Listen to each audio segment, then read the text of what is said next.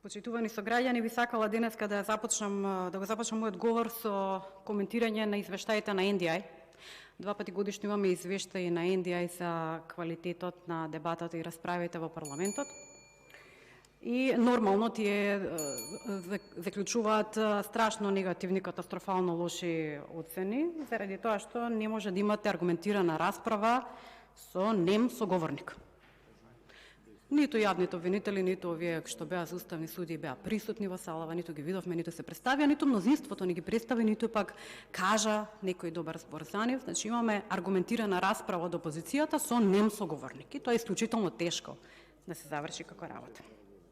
А тоа е така заради тоа што мнозинството има еден наметнат насилен авторитет и ароганција, тоа лажна величина на јас сум власт, јас сум се, и тука ниедна аргументација нема да биде посилна од мојот авторитет, од мојата власт. Знаеме сите дека во Република Македонија моментално имаме клептократска влада, односно мафија во власт. Доказ за тоа се празните буџети, додека системот е целосно руиниран.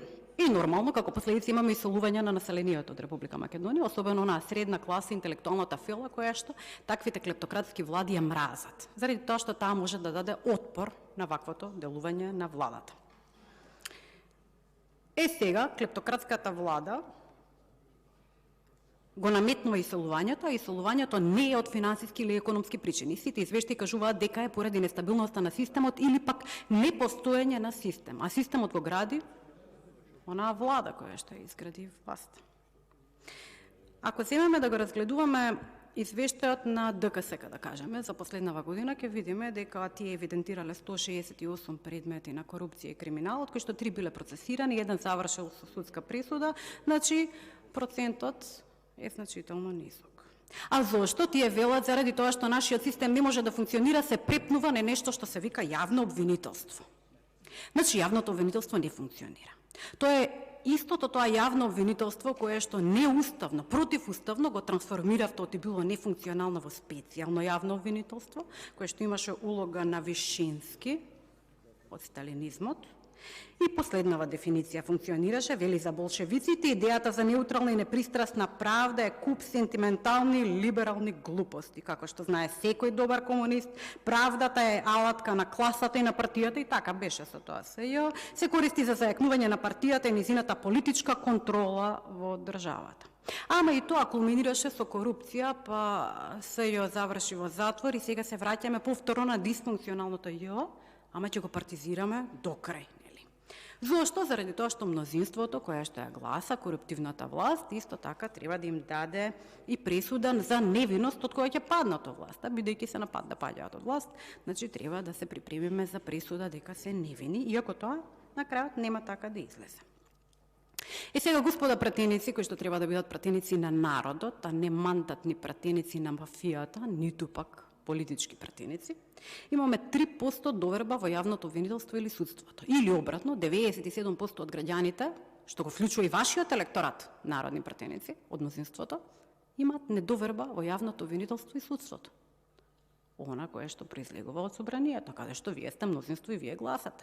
Значи, не само што ги испрљавте рацете во тоа наречено колективен имунитет, од кој што нема да остане ништо во градењето на коруптивната и одржувањето на коруптивната и клептократска власт, туку исто така и во корупцијата на судството и јавното обвинителство и приложување на нишката која што ќе треба да присуди невиност на мафијата која што владее во државата. Значи, виновни сте. Се вмешавте во системот. И тоа е тоа. Сега, да не се чудиме зошто е така ниска довербата кон собранието од граѓаните. Бидејќи знаат дека мнозинството не представуваат народни пратеници.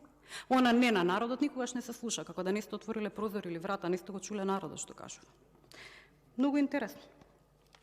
И се претнуваме уште и на прашањето што е тоа истакнат правник. И полемизираме тука со месеци, дали е за уставни суди или пак за обвинители, што е тоа истакнат правник, и на никој од сите комисии кои што овие огромни партии ги имаат, нели, кои што се занимаваат од правната фила со правните аспекти на нештата, не им текнува дека ние имаме закон за национална рамка за квалификации. Закон има кој што дефинира што е истакнат правник. Дополнително се предава на правниот факултет што е истакнат правник во 2 различни предмети. Вели вака: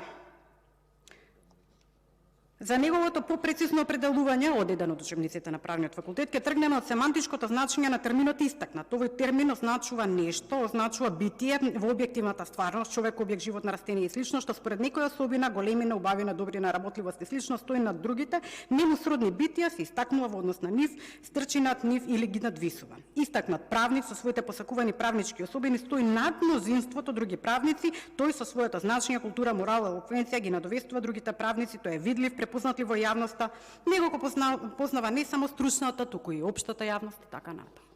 Настрана од овие дефиниции во учебниците на правниот факултет, каде што дипломираат новите правници, што не еден ден ќе бидат суди и јавни обвинители, имаме и закон кој што го кршите.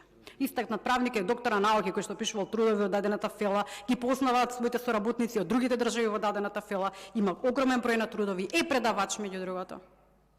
Ништо од тоа. Значи ги бркаме квалитетните правници, надвор од државата, средната класа, интелектуалците, за муљот, кој што ќе биде партиски покорен, да го ставиме во фелот и после се чудиме зашто се иселуваат младите, па ние ќе редиме кондури пред влада и пред собрание, не треба да се иселуваат.